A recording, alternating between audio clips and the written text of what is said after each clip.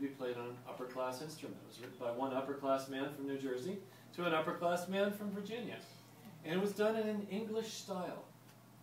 Not surprisingly, it's a melody you probably won't remember, or you won't recognize, you won't have heard before. If you have, let me know, please. Be surprised. So, let's begin with a little bit of colonial gentility, Americans emulating English culture, importing their fine harpsichords, copying the musical styles, but putting a little bit of an American twist on the subject matter. Follow these words. This is a toast, by the way. Anytime that you take a glass, would you mind? Coffee's fine. These are now bumpers. We just bumped. Not the dance, that's later on. We just bumped glasses, and so the opening line of this song is, "'Tis Washington's health fill a bumper all around."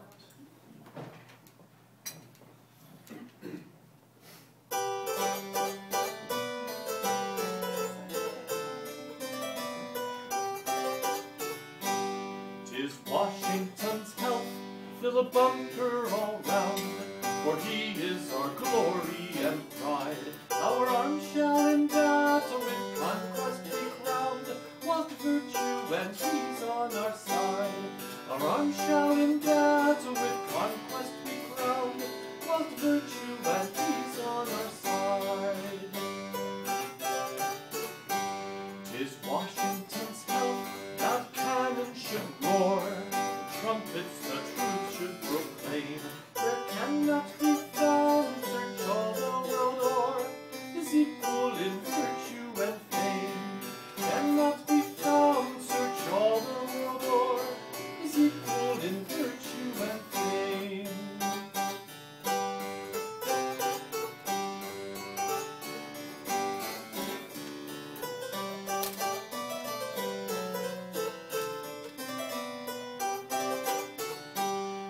Washington's health, our hero to bless.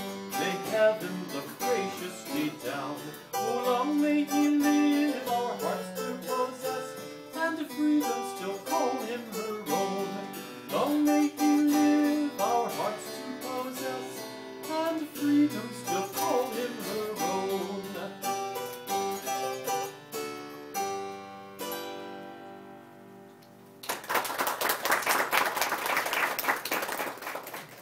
So, we begin on a little spinet harpsichord. The Washingtons ordered a spinet in the 1750s, I think, early to mid-1750s.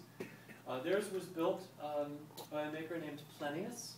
Mine is a reproduction of a spinet built by a different maker named Thomas Hitchcock in 1720. The idea with a spinet, it's analogous to a small upright piano to a grand piano today. If you want to buy a piano, you go to the piano store, sticker shock on the big grands, right? They're very expensive, they're very big. You need a nice big space in your house, you may not be able to afford that. Well, the Washingtons, the Jeffersons, the other great families of early America, almost all of them started with these smaller, cheaper spinets. As they became more wealthy, they ordered the full-size grands. Now when you tour the mansion, you'll see the full-size grand harpsichord that's easily 3 times the size of this. It's a double manual instrument, it has 2 keyboards on it. It's got 3 sets of strings instead of 1. And the strings, instead of running back at an angle against the keyboard like this, they run perpendicularly way down about 8 feet that direction. So it's very much like a grand piano that you'll see in the mansion. These harpsichords, even just the smaller spinets, were so expensive that they were unattainable to about 98% of the society.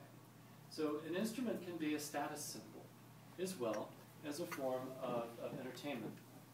Think for a minute that in 18th century America, really until about the very late 1780s, there were very few professional musicians. We didn't have symphony orchestras per se, we didn't have conservatories, and very few teachers. The teachers would be itinerants who would be called to places like Mt.Vernon, because the Washingtons could afford to hire a music master, as it were, to ride his horse and come and to teach the kids usually to play. So, as I said, Washington himself couldn't have played that song. He would have enjoyed it very much, I'm sure he did. He play it. He wouldn't sing along with it.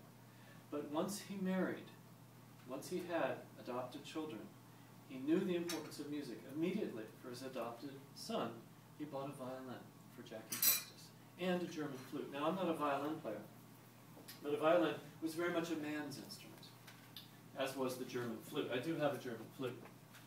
German flute simply means the transverse version of the wind instruments we think of today. They were made out of wood in the old days. They would have had ivory fittings. The fittings are what hold the three parts of it together. A modern flute today, of course, is made out of metal. Sometimes silver, sometimes gold. Got to play a gold flute once. That was kind of fun. It's a hard instrument to play. The common flute of the day was this one, which we think of today as a recorder. Sure. So, for your kids, if there's a music class in your school and they do recorder, say, no, don't call it recorder, call it flute, or English flute, or common flute. These are very easy to play. These are much harder to play. You have to fashion your lips across the sound hole to generate a sound, a pitch.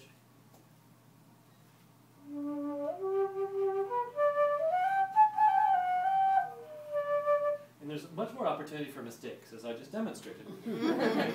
Okay, so Washington then bought a violin and a German flute for Jackie. For Patsy, he bought the spinet. This is a feminine instrument.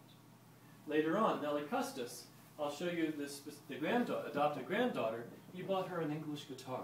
I'll talk about and demonstrate that a little bit later.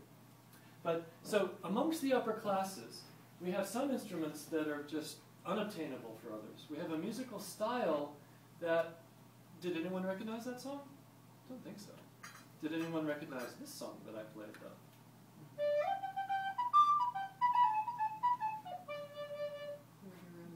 Here we go around the mulberry bush. Good. Any other sets of words? This is a tune that the Washingtons knew and played here at Mt.Vernon. Come on, they're 5 at least. 5? Think about it. You know, but like preschool, this is the way you brush your teeth, right? Or comb your hair. Or perhaps at Christmas time, I saw 3 ships come sailing in, or Lazy Mary, will you get up? There are lots of them. And this represents sort of the other extreme of music surrounding Washington. And that is and Jefferson would have been more of this harpsichord world, right? You know, Jefferson was a musician. He played the violin. And he had a harpsichord. He bought English guitars for his daughters as well. And so Jefferson, like Washington, they knew the importance of music as a sort of an upper-class expression. But the trouble with an upper-class cultural expression is it doesn't necessarily connect to the other people. And it doesn't necessarily express what the other people are thinking. So let me take a couple of tunes that are actually very highly expressive. And I'll begin with this Mulberry Bush tune.